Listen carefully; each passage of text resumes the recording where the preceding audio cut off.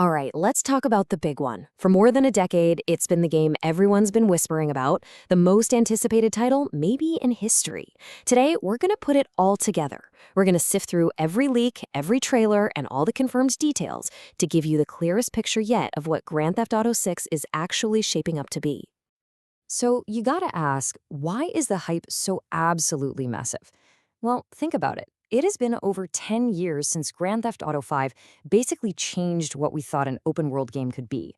That long, long wait has built this almost mythical level of expectation around GTA 6.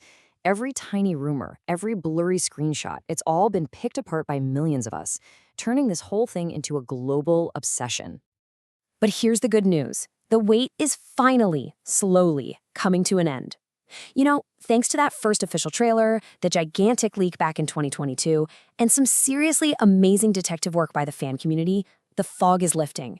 We can finally start piecing together the core of this game, and that starts with the two people right at the center of it all. Yeah, so just like GTA 5 mixed it up with three different protagonists, GTA 6 is giving us something brand new for the series.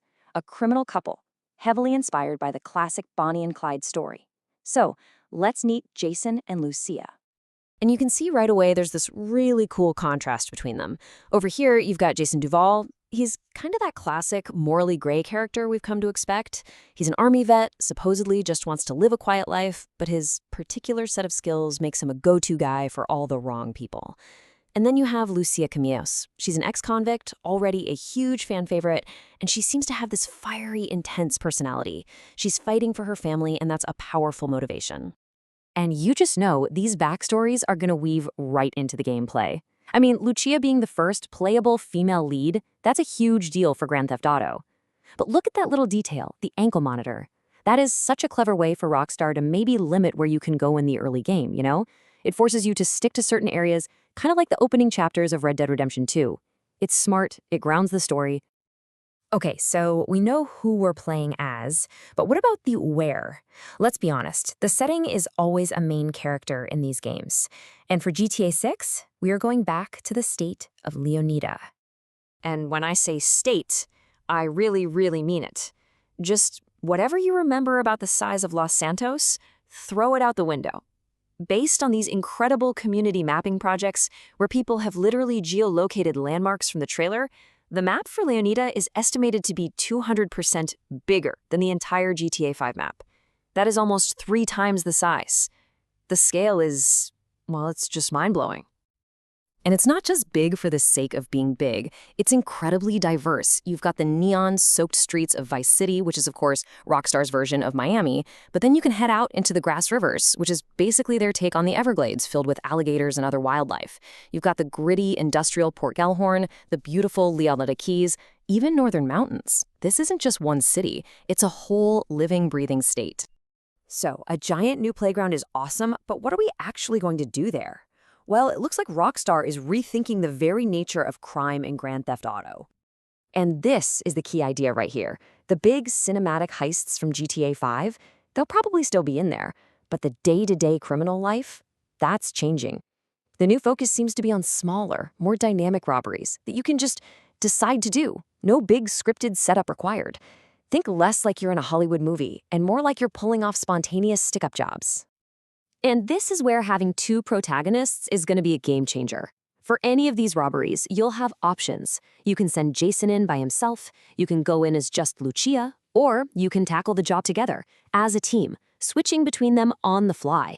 That just blows the strategic possibilities wider open for every single job. And to pull this stuff off, you're getting a whole new toolbox.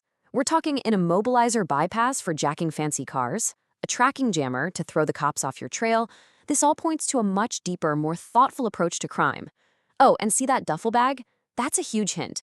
It really suggests a limited inventory system. You're not going to be a walking arsenal anymore.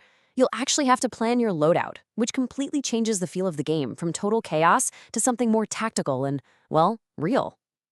So you take these characters, this huge world, this new gameplay, and it's all being built on tech that's designed to create a world that feels genuinely alive. So let's talk about one of the biggest upgrades people are buzzing about, the police. You know how in GTA 5 the cops just magically appear around the corner? Yeah, that's gone. In GTA 6, they will actually respond from their real locations on the map.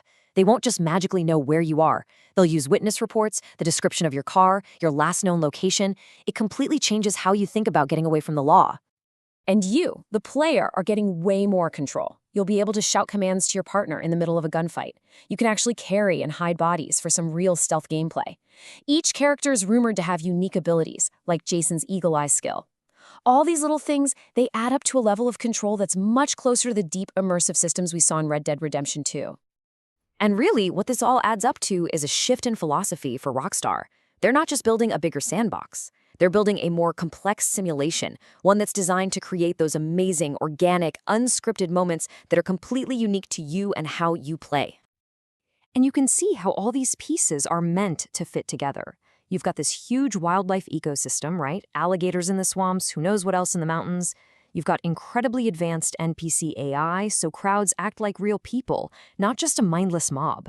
You throw in dynamic events, deeper world activities, constantly changing weather, and what you get is a world that feels genuinely alive, a world where truly anything can happen.